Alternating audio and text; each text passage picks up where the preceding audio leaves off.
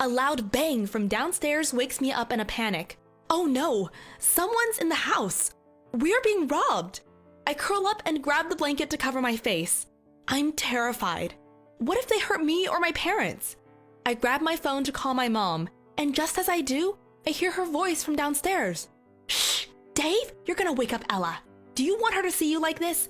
You're a mess. You stink of alcohol and cigarettes. Get a hold on yourself. Go take a shower, sleep on the couch, and wake up before Ella comes down and sees you spent the night down here.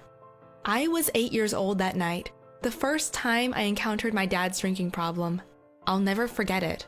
And I wish I could say that was the worst episode I encountered. But sadly, there were times where he almost died. My mom tried her best to uphold a picture-perfect family and keep me in the dark about my dad being an alcoholic. But my dad made that rather difficult when he started going out and drinking every week. Still, Mom did her best to cover for him. Your dad's working late again. He's having dinner with very important clients tonight. These were often the explanations for his absence from home while he was out intoxicating himself.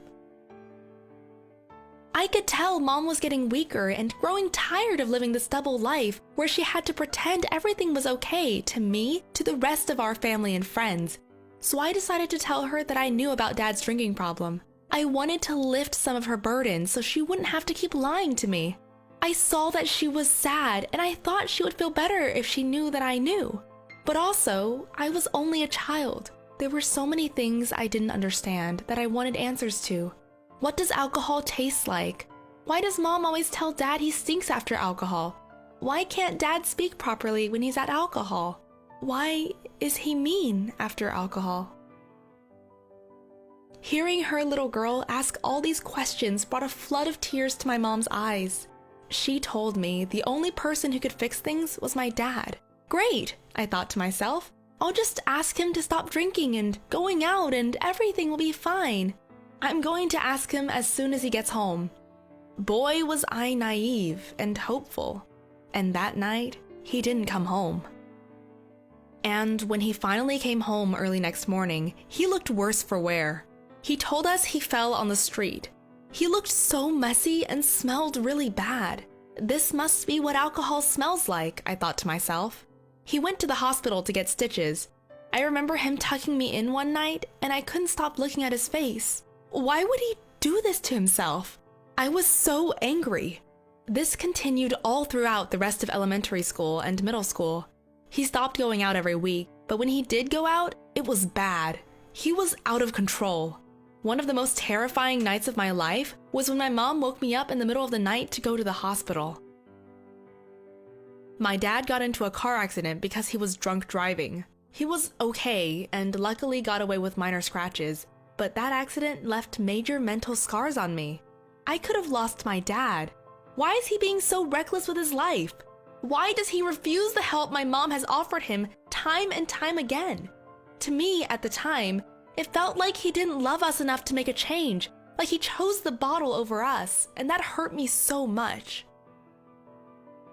I wasn't able to sleep well after that, always worrying about whether he would make it home in one piece and fearing the worst. I remember often looking out of the bedroom window in the middle of the night down to the garage to see if his car was parked. That way, I'd know he made it home safe.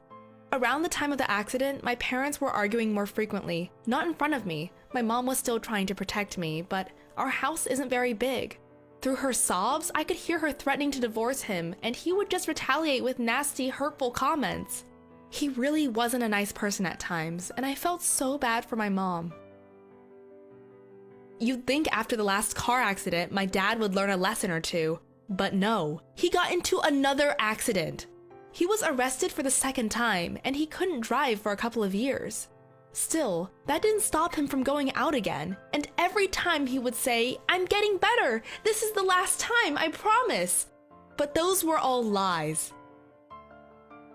I used to believe him. I really hoped each time would be the last time. That he wouldn't go out drinking anymore, that he'd get better. I hated the disappointment I felt when it happened all over again. His words and empty promises became meaningless. While all this was happening, I still had to go to school and act like nothing happened. I had to act like my family was perfect and that I was happy. My dad got fired from his job, which added even more stress on my mom since my dad wasn't exactly putting away much savings and spending it all on drinking. But everything happens for a reason, and ever since my dad got fired, he doesn't go out anymore. He started going to therapy and getting better. He went to a group similar to Alcohol Anonymous. He told me that the people he saw, the other alcoholics and drug users, weren't who you think they are. They looked like average people and successful business people, not some dirty person with missing teeth or something. That made me realize that people from all walks of life can suffer from an addiction. Things are better now, but not the best. My dad has yet to find a job, and my mom is in over her head. But for now, I am so thankful that things are much calmer than they were. I love my dad. I know he suffered a lot with his addiction, and I am working hard to bring myself to fully forgive him for what he put our family through. But sadly, some things I just can't erase from my memory as much as I wish I could. I may not fully understand what it's like to have a substance addiction or what he went through. I can only tell you things from my perspective, a child and daughter of an alcoholic. And one thing I'm quite sure of is that addicts rarely suffer alone. Loved ones who surround them are also affected. We get scared, hurt, and live with the pain also.